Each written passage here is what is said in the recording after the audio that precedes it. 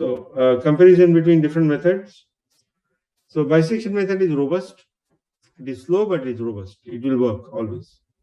The Newton-Raphson method and secant method converge faster than Newton bisection method. Okay, but sometimes they may fail, okay, especially when f prime x is small. Relaxation method is efficient and it's a direct method. It is iteration. In fact, you don't need to do much, but you have to be careful. It will converge only for stable solutions. Unstable solutions, you can of course use the inverse function to get to the solution. Okay, so I'll stop here for this part. Okay, so ODE solver, no? Ordinary differential equation. So what did we do in the past? We had 1D equation and fx comma t. So give an initial condition. So give me initial condition x0 and I'll find the solution later time. So this is for initial value problem. If it's a second order equation, x double dot is fx x dot t, then we convert it to two first order equation and I need two initial conditions and I can find from those two initial conditions power trace. But that was based on initial condition. But sometimes we don't give the initial condition, but we give the boundary values. Okay. So example is, now I'm not writing dots because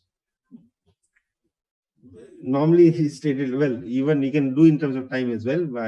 But typically there's a string attached between two sides. So I'm just putting space derivative. Okay, so that is y double prime. Okay, now this function.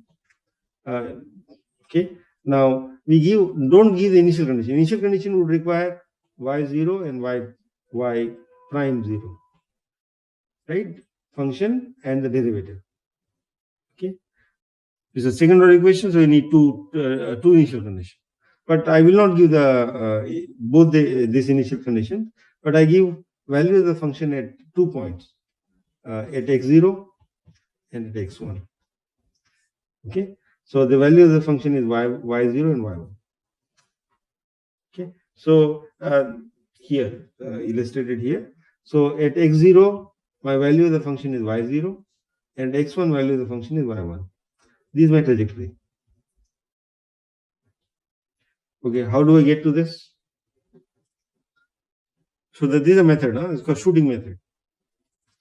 So this function can be achieved by doing ODE solver, just initial value problem.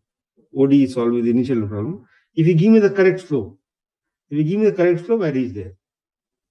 So give me the slope y0 and y prime 0, and I go there at y1, no problem. But I don't have the slope. So idea is to guess the slope. So you start with two values of the slope, one which will take you above y1 and one which takes you below y1. Okay, so you overshoot at y1 and undershoot at the y superscript 2. Okay, so I start with two values. So we are like shooting. I can't reach the target, but I sometimes, first shot I go up, second shot I go down. Then I take basically, I can use the route finder now. For example, midpoint method. What do? I take the average of the two slopes. Okay, I take the average of the two slopes. It will be okay somewhere in between, right? Then I again shoot with the average. Maybe it will overshoot or undershoot. If it overshoots, then I take this slope, keep this slope, and the new slope is the overshoot slope, and iterate, keep iterating. Okay, so my idea is to solve this equation. Why? Give me the slope is unknown. At x equal to 1, it should be y1. So this is what I am interested. Y prime at 0. Okay, this is unknown. Okay, now here this function we don't know. This function is not known. So I can't apply Newton Raphson. Okay, midpoint is easiest.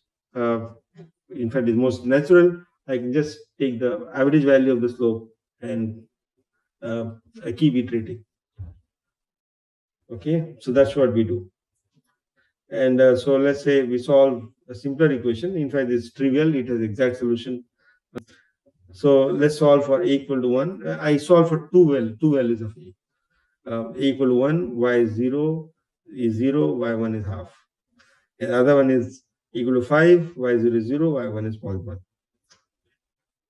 Now, we take two starting points. This is overshoot and this undershoot, overshoot, undershoot. And I iterate using midpoint method. Okay, and finally I reach here. So I should reach 0.5, no? So my solution, in fact, it converges. It is guaranteed to converge midpoint method, and it will reach here. So it is. I mean, you can put, you can test it yourself.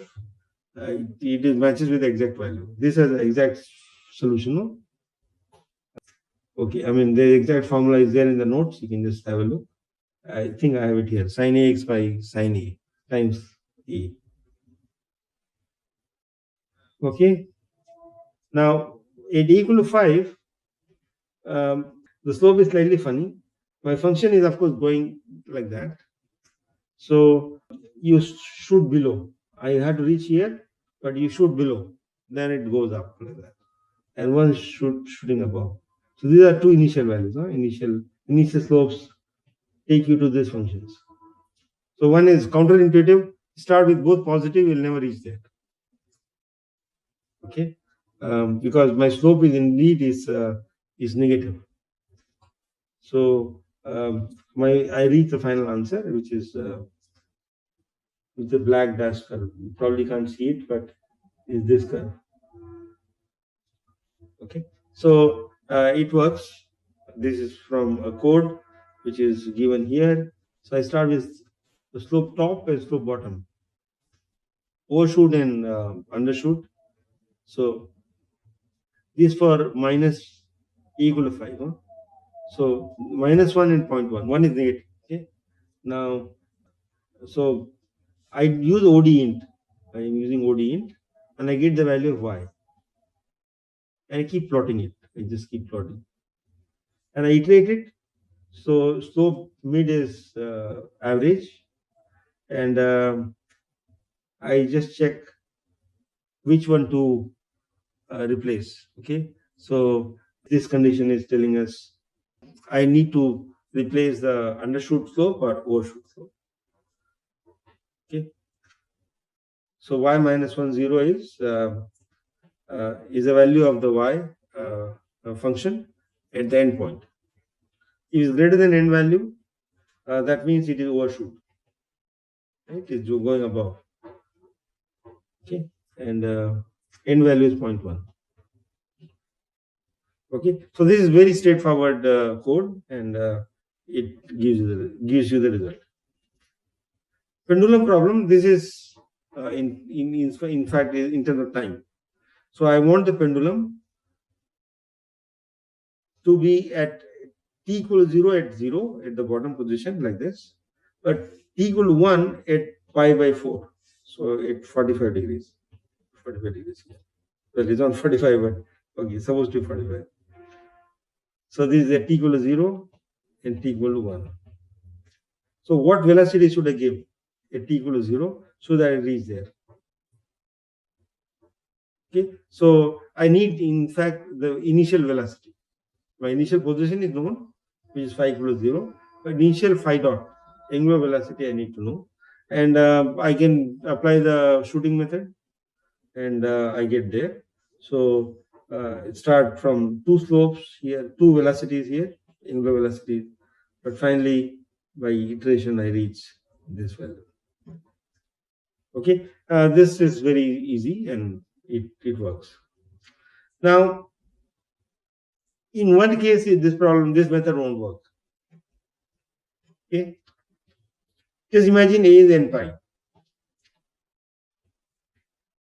and the two slopes are two endpoints are y0 and y1 are both are zeros.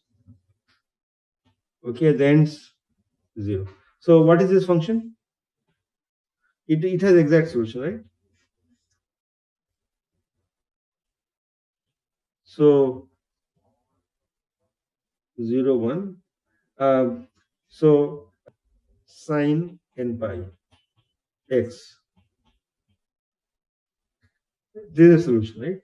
And so y equal to a sine n pi x. So at x equal to 1, it is 0. X equal to 0, it is 0. And it will satisfy that equation. Now, what slope can it take? The slope A.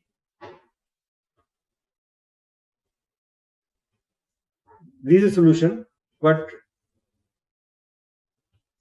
this is also a solution. In fact, A is arbitrary. A is any value. It is arbitrary. So shooting method is not going to, I mean, look, it's arbitrary, then you can't look for one. Right? It works any slope. So shooting method won't work. Okay. If you give A equal to n pi, I mean, okay, you start with any slope, it will just in fact is going to reach there. So in fact, it turns out, well, I should not say it won't work. I mean, if you just to choose any slope, you're just going to come to the. So in fact, any slope will work. Let's say that. But this problem, in fact, is a boundary value. It's an eigenvalue problem, which is the topic of the next presentation. So idea is to find A which satisfy this boundary condition. So that's eigenvalue, no? Find A which satisfies this boundary condition. Okay, so that's the eigenvalue problem. In Schrodinger equation, we have eigenvalues, energy eigenvalues. Okay. So that's the eigenvalue problem, which I'm going to go to the next.